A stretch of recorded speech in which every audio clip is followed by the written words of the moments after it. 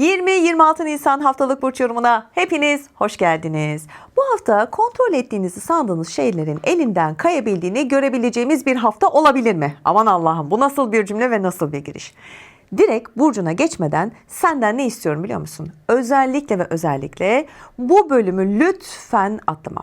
Hemen yükselene ya da güneş burcuna, ay burcuna geçme. Çünkü 20-26 Nisan haftası böyle tek tek dağınık etkilerle değil, biliyor musun? Birbirini tetikleyen gerçekten çok önemli gökyüzü başlıklarıyla çalışıyor. Ben de programın girişinde bunu bu kadar dikkatlice ele aldıysam vardır bir sebebi, değil mi? Bu hafta neyin neden olduğunu baştan anlamazsanız kendi burcunuzda izleyeceğiniz yorumun zaten ana mantığını da maalesef kaçırırsınız. Ne yapıyoruz?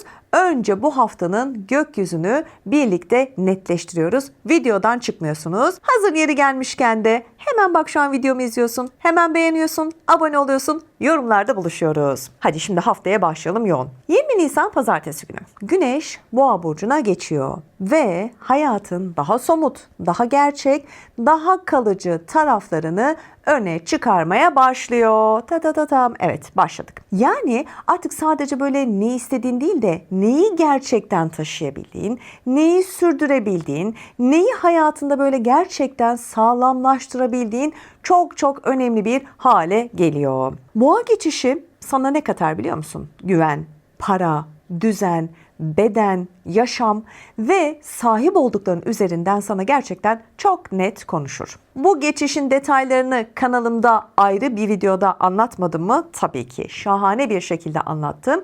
O yüzden o videoda mutlaka izlemeni öneriyorum. Çünkü bu haftanın tamamı aslında o geçişin o ilk güçlü sonuçlarını göstermeye başladığı anda gizli. Bu yüzden bu videoda çok önemli. Ama bu hafta sadece Güneş'in Boğa'ya geçmesiyle sınırlı değil elbette. 20-21 Nisan Mars ve Satürn hattı olabildiğince sert çalışıyor. Üstelik Merkür de bu hattı tetikliyor. Şimdi şu anlama gelmeli. Hem hareketlerinde hem konuşmalarında hem de kararlarında baskının artabileceğini lütfen unutma. Yani bir şey yapmak istiyorsun ama duvara çarpıyorsun. Bir konuyu konuşmak istiyorsun ama ya yanlış anlaşılacaksın ya da çok ağır bir karşılık gelecek. Özellikle şimdi hafta başında insan böyle kendini hem yorgun hem sıkışmış hem de böyle mecburen ciddi davranmak zorunda da hissedebilir. Dediğim gibi gerçekten önemli bir haftadayız. Bu eski sabır hani istiyor ama aynı zamanda da böyle hatayı da affetmiyor dediğimiz bir süreç vardır ya, işte bu etki böyle.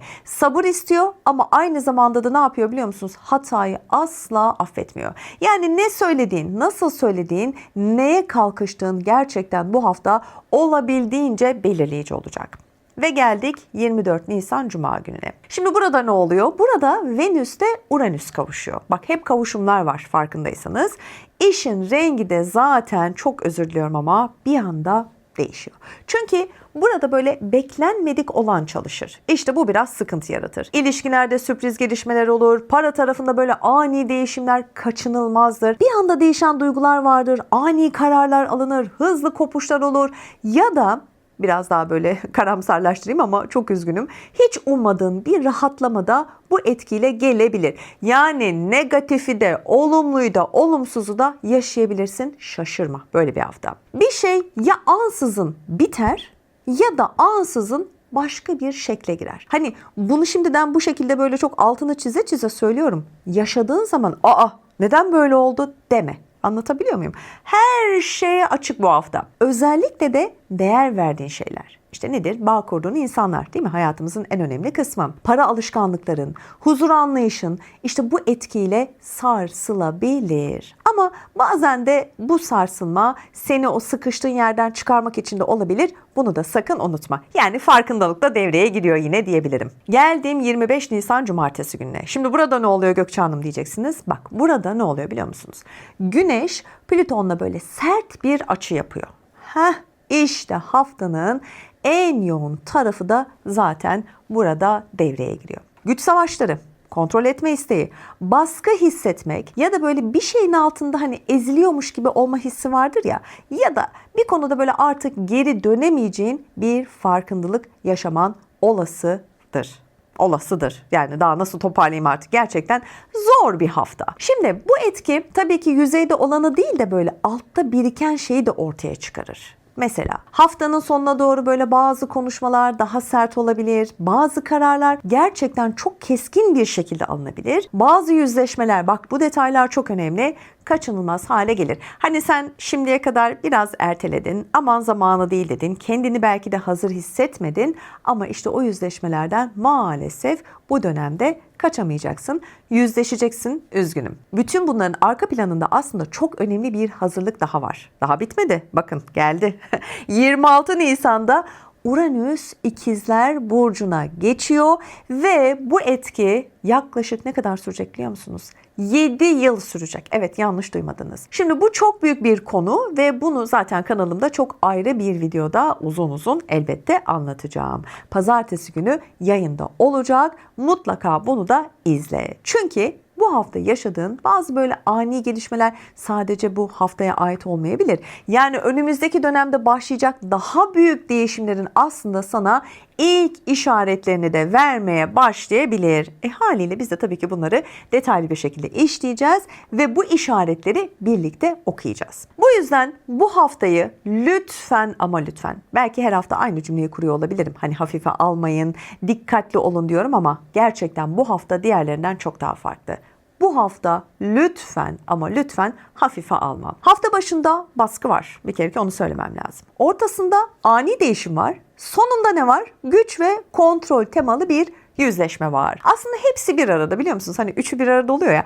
Aynen o şekilde. Bundan korkmuyoruz. Kaçış yok. Elbette yüzleşeceğiz. Belki de bu bizim hayrımıza olacak bir şeydir, değil mi? Şimdi buraya kadar, videonun bu kısmına kadar gerçekten beğendiysen lütfen yorumlar kısmında o güzel yorumlarını da benimle paylaş. Hala abone değilsen de kanalıma abone olmayı unutma. Şimdi bütün bu zemini bildiğimize göre artık ne yapabiliriz? Yükselenimize ve Güneş burcumuza detaylı bir şekilde geçebiliriz, değil mi? Hadi o zaman başlayalım. Evet, şimdi geldik 12 burcumuz ve yükselenimizi bu hafta bizi neler beklediğine, neler anlattığına, değil mi? Şimdi bunlara bakacağız. Her zaman olduğu gibi Koç ve yükselen koçlarla başlıyorum. Şimdi bu hafta senin için aslında konu kontrol etmek değil, kendini yeniden konumlandırmak olacak. Şimdi bakın, bu girişler aslında çok önemli. Bize devamı konusunda aslında küçük küçük ipuçları veriyor. Şimdi öncelikle hafta başına bir bakalım.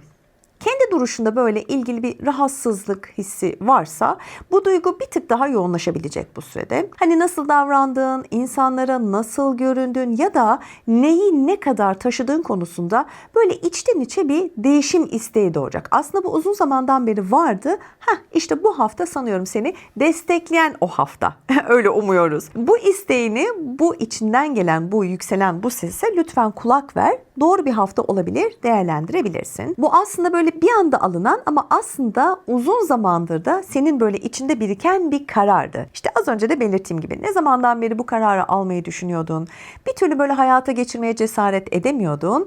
İşte her şeyin vakti ve saati var deriz ya. İşte o hafta bu hafta uzun zamandır düşündün. Hadi şimdi o zaman bu kararını hayata geçir. Tabii ki aynı süreç para tarafında da işleyecek. Şimdi burada da bir oynama var. Ücret, kazanç böyle ya da yaptığın işin karşılığı ile ilgili bir dengesizlik hissedebilirsin. Hepimizin hayatında da yok mudur bu iniş ve çıkışlar? Çok normal, değil mi? Şimdi bu duyguyu evet sen bir tık daha fazla hissedeceksin. Yani şöyle düşün. Ya eksik kaldığını fark edeceksin ki bunu hissetmen çok normal, ya da böyle bir anda değişen bir durumla karşılaşabilirsin. Yani emeğinin karşılığını alamadığını ya da bunun için hani eksik miyim acaba, bu yüzden mi ben bu başarıya ulaşamıyorum gibi düşünceler varsa işte bu hafta bunların netleşeceğini göreceksin. Yani ya eksik kaldığın tarafını sen fark edeceksin ya da üstlerin fark edecek, ya da bir anda değişen bir durumla karşılaşabilirsin.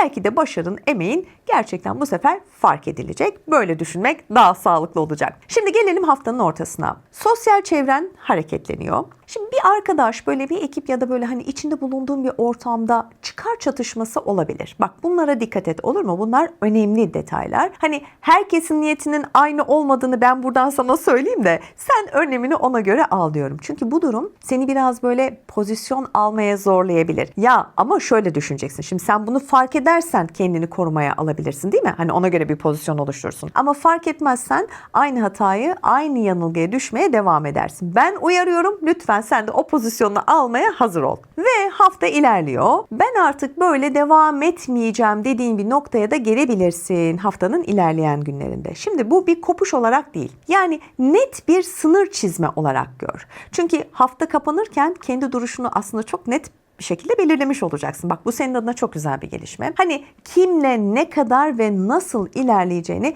bak emin ol sen bu hafta bittiğinde az önce de dedim ya hafta kapanırken bunu çok net bir şekilde başaracaksın.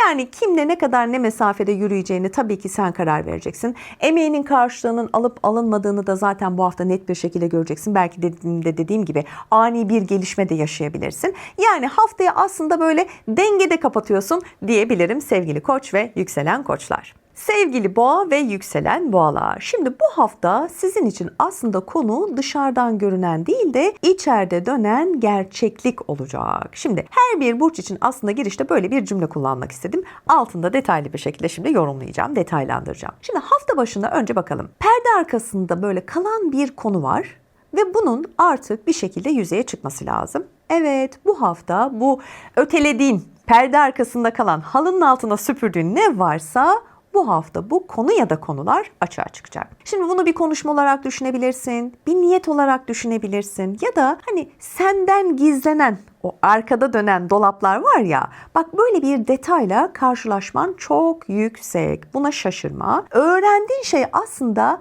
bazı dengeleri de değiştirebilir biliyor musun? Tabii ki olumlu olan kısmında değiştirme şansı değil ama olumsuz olan kısımlar tarafına baktığın zaman aslında senin için iyi bir gelişme. Yani ne döndüyse senin arkandan, ne işler çevrildiyse bunlarla yüzleşmen seni mutlu etmez mi? Eder. İşte böyle bir hafta ama öğrendiğin anda da sen bu dengeleri değiştirmek için de bir şey yapmazsan, çaba sarf etmezsen de pek de bir anlamı kalmaz değil mi? Şimdi bu süreci kendinle ilgili böyle güçlü bir değişim isteği olarak düşün, olur mu? Çünkü gerçekten bak böyle bir istek senin için doğuyor. Bunu böyle bir fiziksel değişim olarak düşünme ama. Hani yaşam tarzına ilgili bir karar olarak düşün, olur mu?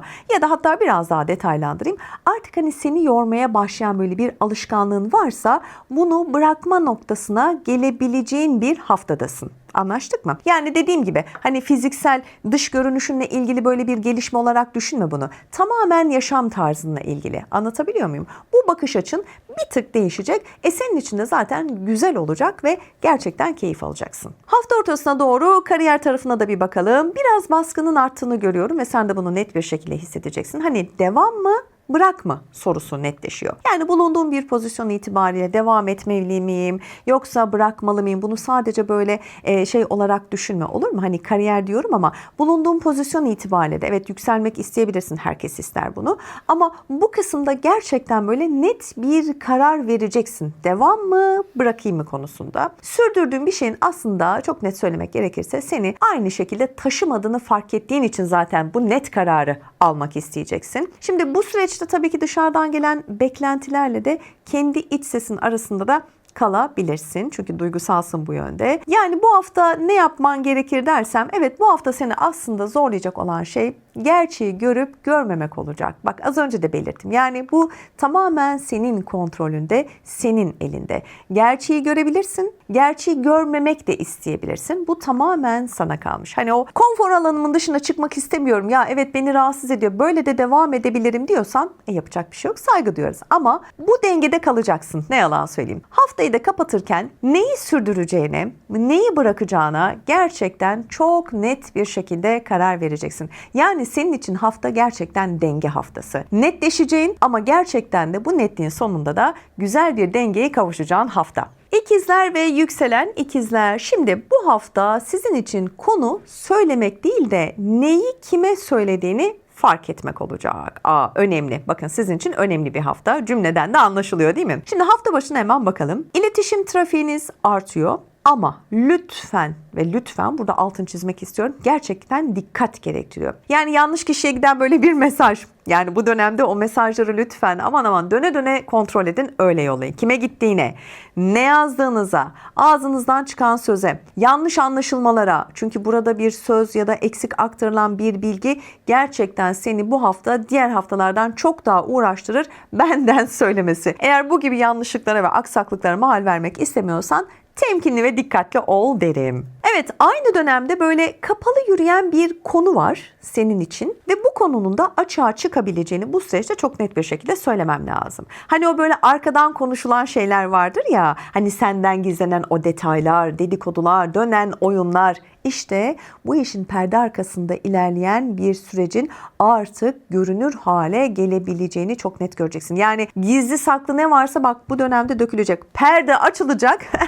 Her şey önüne dökülecek, tamam mı? Hafta ortasına doğru da böyle fikirlerinde biraz değişimin olacağını bak çok net bir şekilde göreceksin. Eğitim alanında, hukuk alanında ya da böyle uzak bağlantılı bir konuda bakış açının değişebileceğini de çok net söylemem lazım. Çünkü daha önce böyle çok net olduğum bir konu vardır, tamam mı? Bu eğitiminle ilgili olabilir, yer değişikliği olabilir, iş değişikliği olabilir, ilişkin olabilir. İşte bu konularda böyle geri adım atmak isteyeceksin. Yani bunu neden bu şekilde böyle düşünüyorsun anlamıyorum ama evet zaten sen böyle düşünüyordun. Biraz da bu haftanın etkisiyle sanıyorum. Bu geri adımı gerçekten çok net bir şekilde atmak isteyeceksin. Bu süreçte ne yap biliyor musun? Hızlı düşünme. Doğru değerlendirmek gerçekten senin için çok önemli olacak. Bence herhalde bu süreci akışa ve zamana bırakmak senin için daha hayırlı olacak. Çünkü bu hafta böyle küçük bir detay çok büyük sonuçlar doğurabilir. Sen de zaten kurmuş olduğum cümlelerden bunu çok net anlamış olman lazım. Ne yapıyoruz? Haftayı kapatıyoruz ama kiminle neyi paylaşmak gerektiğini de daha net anlayabileceğimiz bir hafta olduğunu da asla unutmuyoruz. İletişimimizi tabii ki kuralım, kesmeyelim, insanlarla bağımızı koparmayalım ama bu hafta bizim için, ikizler ve yükselen ikizler için gerçekten kontrollü olmak çok ama çok önemli. Geri adım atacağın noktalar işte senin bu kararsızlığından kaynaklanıyor. Anlaştık mı? Evet, ilerliyoruz ve geldik sevgili yengeç ve yükselen yengeçlere. Şimdi bu hafta sizin için konu geri planda kalmak değil, sorumluluk alarak öne çıkmak olacak. Şimdi bak, her burcu nasıl farklı farklı yerlerden ve yönlerden değerlendiriyorum değil mi? İkizler için ne dedim? Geri adım atma haftası. İlişkilere dikkat et dedim. Küçük detaylar ileride çok büyük sorunlar doğurabilir dedim. Bak, yengeç için de nasıl bir hafta? Arka planda kalmak değil, daha çok sorumluluk alarak öne çıkmak olacak. Peki detaylar ne söylüyor? Şimdi hafta başında iş tarafında evet görünürlüğün gerçekten artıyor. Senin haftan mı acaba? Bakalım. Üzerine gelen böyle bir görev, seni öne çıkaran bir durum ya da böyle bunu hani sen yap, hadi yaparsın sevgili yengeç, yükselen yengeçler denilen bir durum. Bak çok net bir şekilde gündeme geliyor. Tabii ki bu çok önemli bir fırsat senin için. Ama aynı zamanda da ne biliyor musun? Çok böyle heyecana kapılma, tamam mı? Çok da gaza gelme. Aynı zamanda da omuzlarına binebilecek ekstra bir yük. Bak bu detaylar çok önemli. Şimdi bu süreçte evet sorumluluk kısmı tabii ki güzel. Bu sorumluluk size neden veriliyor? Taşıyabileceğiniz için veriliyor. Ama yine de dikkatli olmakta yarar var. Şimdi sosyal çevrenin de hareketlendiğini söyleyebilirim. Bir arkadaşlıkta böyle ani bir kopuş yaşayabilirsin ya da böyle hiç beklemediğin bir teklif gelebilir. Bu değişim seni yeni bir ortama da taşıyabilir. Tabii ki sosyal çevre çok önemli. Hepimizin hayatı için öyle değil mi? Hele ki senin için bak bu hafta ne diyor? Yeni ortamlara girdiğin insanlarla tanışabilirsin ve buradan sana güzel teklifler gelebilir ve bu değişim seni gerçekten farklı bir yöne doğru taşıyabilir diyor. Bak bunu güzel değerlendirebilirsin, fırsata çevirebilirsin. Haftanın ortasına doğru. Şimdi maddi sorumluluklar böyle biraz dikkat çekiyor, tamam mı? Şimdi ne mesela bunlar? Vergi, prim, ödeme, işte ne bileyim resmi bir konu biraz senin üzerine baskı yaratacak. Planladığından farklı bir gider de çıkabilir bu süreçte. O yüzden özellikle dedim hani maddi sorumluluklara aman dikkat çekiyoruz, tamam mı bu hafta? Yani farklı bir ödeme, gelir gider dengesinde böyle bir sıkıntı çıkabilir ve bu da sana ekstra bir yük olabilir maddi açıdan. Şimdi bu süreçte aslında hem iş hem çevre hem de maddi tarafının aynı anda çalışması senin için güzel. Yani aslında evet çok güzel ama denge kurduğun zaman güzel bir şekilde tıkır tıkır ilerleyecek. Yani buradaki aslında senin için temel kural ne biliyor musun? Haftayı güzel kapatabilmek için o dengeyi güzel kurarsan hem işin hem çevren hem maddi tarafın olabildiğince dengede ilerleyecek. Haftayı kapatırken de yine sen şunu bilmelisin. Yani hangi sorumluluğu alacaksın? İlk başta söylediğim gibi güzel bir sorumluluk gelecek. Bunu kabul edebilirsin. Evet yükün artacak. Yani hangisini de geri çevireceğini net bir şekilde koca yetişkin insanlarız değil mi? Bunu net bir şekilde belirlemen lazım. Dediğim gibi karar ve top tamamen sende. güzel bir denge kurar, mantıklı bir şekilde ilerlersen haftayı her anlamda maddi manevi çok olumlu bir şekilde kapatırsın. Sevgili Aslan ve yükselen Aslan, şimdi bu hafta sizin için aslında konunun ilerlemek olmadığını,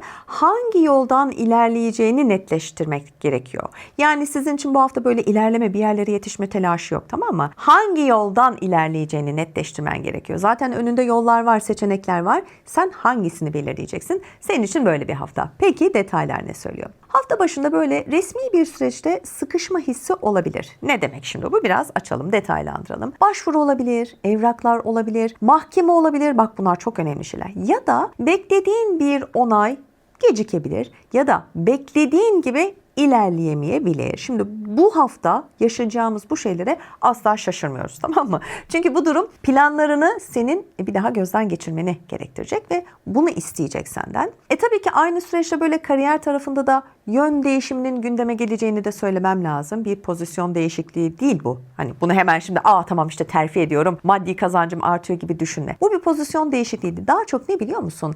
Gittiğin rotanın değişmesi. Bak zaten ana cümleyi başta verdim sana. Yolun, seçeneğin var. Önüne zaten serilmiş. Sen rotanı doğru bir şekilde belirlersen zaten hafta sana olabildiğince kolay bir şekilde gelecek. Ben aslında bu yolda devam etmek istiyor muyum? Gibi böyle bir soru da aklından geçiyorsa lütfen, yani bu soruyu soruyorsan bunu netleştirmek de senin elinde. İşte bu hafta sana seçenekler sunulmuş. Yolun belli, rotan belli. Dengeni kur, mantığını kullan. Bu sorunun da cevabını zaten sen çok net bir şekilde vereceksin. Ama lütfen netleştir, kararsız kalma. Hadi bakalım şimdi haftanın ortasına doğru bakalım. Bakış açın biraz test edilecek. Yani bu nasıl olabilir? İnandığın bir konu, savunduğun bir fikir, bir değer olabilir. Ya da hani gerçekten doğru bildiğin bir şey üzerinden böyle bak bir tartışma yaşayabilirsin. Tamam mı? Şimdi bu tartışmayı böyle çok da hafife alma. Hani çok da küçümseme. Tartışmadır, ne olur. Hani fikrimi beyan ettim gibi düşünme. Çünkü bu tartışma seni maalesef şimdi bu haftada olduğun için belki diğer haftalarda olsa derdim, zorlanmayacaksın. Yani fikrini söyledin, karşı tarafta fikrini söyledi, geç derim. Ama hayır, bu hafta zorlar. Hatta aynı zamanda sana bu tartışma hem zorlayacak hem de aslında bakış açını biraz değiştirecek, biliyor musun? Farkındalık da getirecek.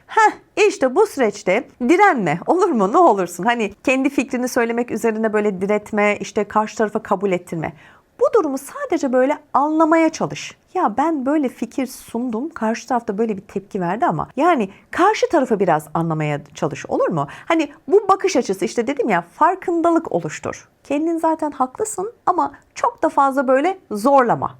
Tamam. Yani anlamaya çalışırsan konunun ne olduğunu daha net bir şekilde sonuca varacaksın. Hem de o güzel beynini, kalbinde yormamış olacaksın. Şimdi haftayı kapatırken ne olacak? Senin yolların belli. Bak senin için ana tema bu. Hangi yolda ilerlemen gerektiğini sen bileceksin. Buna ben karar veremem. Kimse karar veremez. Ben sadece burada olasılıkları sizinle paylaşırım. Yorumumu yaparım. Ama net ve nihai kararı elbette her zaman olduğu gibi sen vereceksin. Sevgili Başak ve yükselen Başaklar. Benim de yükselenim Başak, biliyorsunuz. Şimdi bu hafta sizin için konu yüzeyde olan değil de o derinlerde biriken, neler var o derinlerde, o derinlerde biriken şeyleri düzenlemek olacak. Yani Başak'ın zaten doğasında var, değil mi? İster yükseleni olsun, ister ana burcumuz olsun. Yani düzen, tertip bizim işimiz. Şimdi hafta başıyla başlayalım. Ortak para konuları böyle hareketleniyor. Güzel. Kredi, borç, miras, bak güzel şeyler bunlar. Tazminat ya da sigorta gibi alanlarda bak güzel gelişmeler olabilir. Bu tabii ki böyle tek başına yöneteceğin bir süreç elbette ki değil. Başkalarıyla birlikte böyle hareket etmen gerekecek. Zaten şimdi miras olduğu zaman tek başına herhalde bunu halledemezsin. Tazminat olduğu zaman da yine karşılıklı iki kişiyi bağlar. Sigorta dediğimiz konu, değil mi? İşte kredi, borç, bunların hepsi hani tek başına bireysel olarak yapabileceğin, halledebileceğin şeyler değil. İlla ki başkalarıyla birlikte hareket etmen gereken bir süreç. Doğru adımda doğru hamleleri yaparsan bu süreci güzel atlatabilirsin. Şimdi aynı süreçte farklı bir sistem kurma fikri de doğuyor. Yani yurt dışı, taşınma, hayat düzenini böyle tamamen değiştirme isteğinde bak bu süreçte artabilir. Yani bu böyle kesin bir hani adım olmayabilir. Şimdi bunu söyledim. Hafta bitiyor hemen ben bu adım atıyorum gibi yorumlanmasın. Çok kesin olmasa da ama böyle bir konunun gündeme gelebileceğini hani ciddi şekilde daha doğru bir cümle oldu. Bu konuyu eskiden böyle plan olarak düşünürdün, hayalini kurardın ama bu hafta gerçekten onu artık ciddi bir şekilde düşünmeye başlıyorsun. Güzel. Planlarınız gerçek olsun diyorum o zaman. Peki hafta ortasına doğru ne oluyor? Beden sinyal veriyor.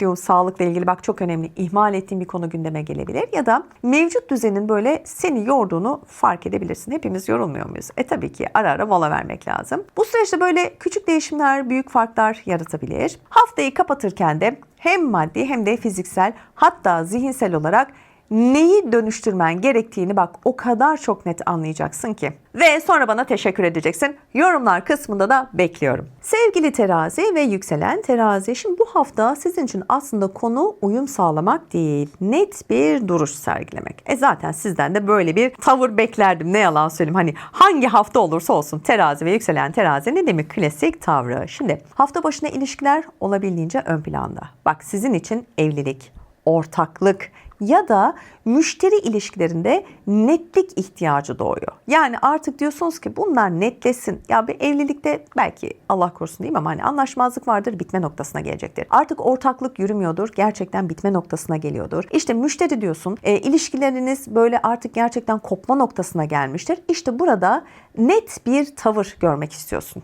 Bu da çok normal değil mi? Hani sürüncemede kalan şeyler zaten insanı mutsuz eder. Karşı tarafın tavrı seni karar almaya zorlayabilir. Evet bak sen bu kararı ne zamandan beri düşünüyorsundur. Hayata geçirmek için belki cesaret edemiyorsundur. Belki doğru zamanı bekliyorsundur. Ama sen bu tavrı sergilerken karşı tarafın tavrı seni o ertelediğin kararları almaya zorlayabilir. Aynı süreçte tabii ki maddi tarafta dikkat çekiyor. Şimdi partnerin ya da böyle birlikte hareket ettiğin birinin gelir gider dengesinde ani bir değişim olabilir. Bu durum haliyle tabii seni de doğrudan etkilemez mi? Kesinlikle etkiler. O yüzden dikkatli olman gereken bir hafta diyorum. Ve geldik şimdi haftanın ortasına. Aşk, çocuklar ya da böyle üretkenlik alanında bir karar baskısı var. Karar alma değil, karar baskısı. Bu ayrımı iyi yapalım. Hani az önce de belirttim ya işte devam mı, tamam mı sorusu. Bak burada kendini çok net bir şekilde yine gösteriyor. Bir kez daha vurgulamak istedim. Önemli bir haftadasın. Net kararlar alacaksın. Belki bu bitişler senin belki ilk etapta canını yakabilir, üzülebilirsin. Ama daha sonraki süreçte şöyle geriye dönüp baktığında iyi ki de bu kararı vermişim dedirtebilen bir hafta. Bu süreçte herkesin beklentisini böyle karşılamaya çalışmak seni biraz zorlayacak. Hafta kapanırken kiminle nasıl bir bağ kuracağını, gerçekten bu evlilikse, ilişkiyse, iş ilişkisiyle bunu devam ettirmeyi düşünüyor musun? Yani gerçekten neyle devam etmek istiyorsun, neyi sürdürmek istiyorsun? İşte bu duygularını artık bastırmıyorsun. Çok şükür bunları net bir şekilde belirlemiş oluyorsun. Hayırlısı olsun hakkınızda diyelim o zaman. Sevgili akrep ve yükselen akrepler, bu hafta sizin için konu kontrol etmek değil, düzeni yeniden kurmak, yeniden inşa etmek. Çok iddialı bir cümle bu. Bakalım detaylarınızda neler var. Şimdi hafta başında çalışma ortamında biraz gerilim oluşabilir. Ekip içinde böyle bir anlaşmazlık yaşayabilirsiniz. Birlikte çalıştığınız kişilerle böyle uyumsuzluk yaşanabilir. Ya da ne bileyim böyle hizmet aldığın böyle bir yerde problem yaşanabilir. Yani hafta biraz sizin için sıkıntılı ve sancılı başlıyor. Gerilimler var, yanlış anlaşılmalar var. Aman diyorum.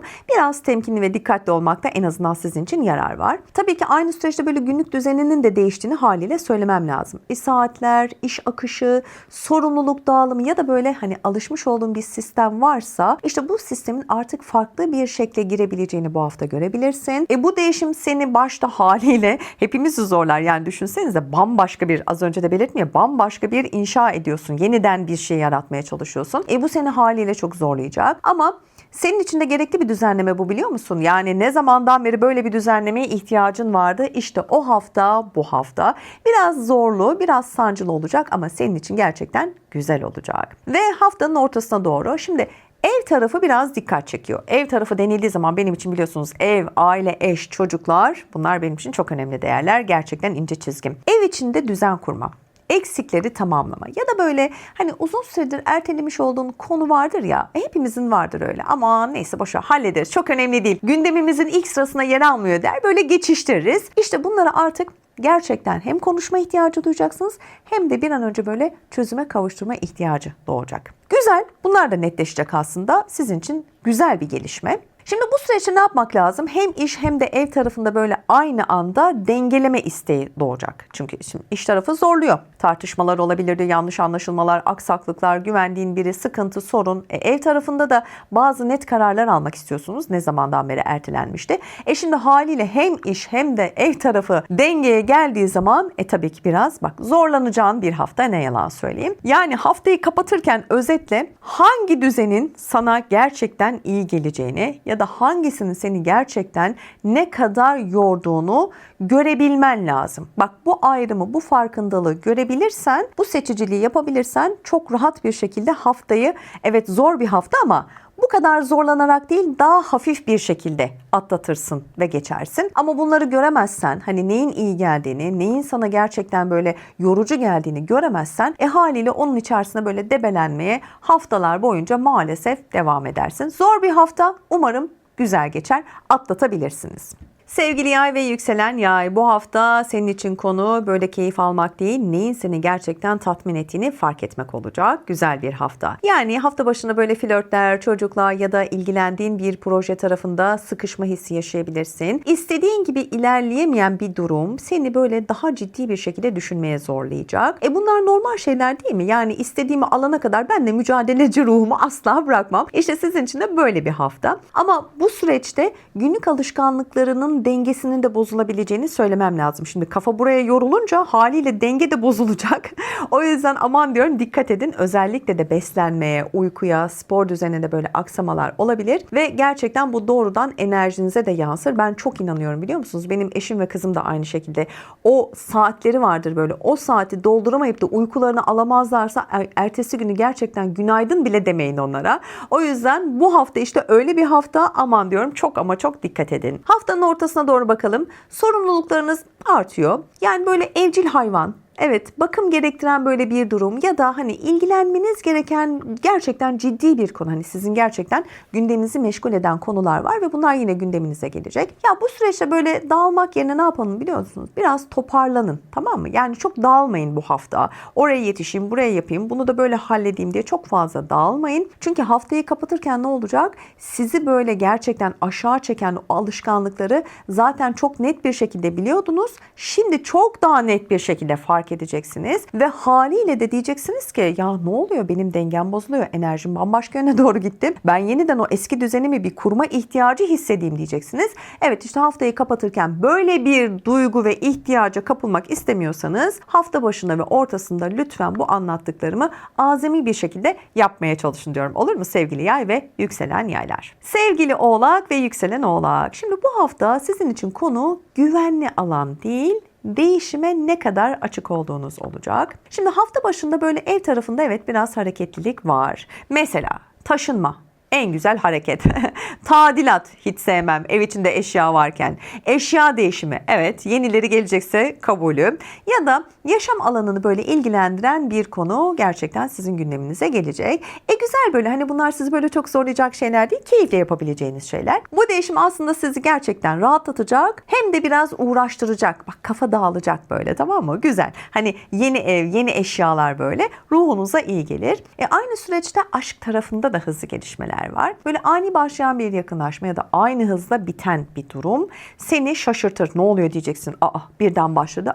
Birden bitti. Ne oldu? İlişkin vardı. Şimdi yok.